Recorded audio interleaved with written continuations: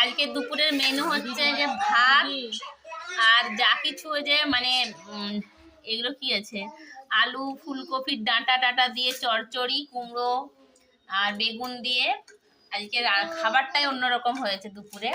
এটা হচ্ছে বাবান হচ্ছে কুলেখাড়া এমনি খেতে চায় না, তো জন্য পকোড়া বানানো হয়েছে। আর এখানে ফ্রিজের লেজা মাছ ছিল, সেটা লেজা মাছ পেঁয়াজ আর কাঁচা লঙ্কা শুকনো লঙ্কা তেল দিয়ে ভালো করে মাখা হবে, মাখা চলছে, দিদি এদিকে মাখছে। আর এটা হচ্ছে আলু মাখা, সবাই নিয়ে নিয়েছে, এটা আমার ভাগেরটা।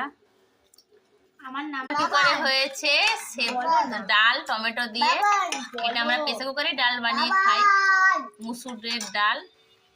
তো দুপুর বেলায় আজকে এই মেনু, আর খেতে বসে গেছি, এবার খাবো। তো পরে আবার দেখা হচ্ছে। টিটু বাই করে দাও।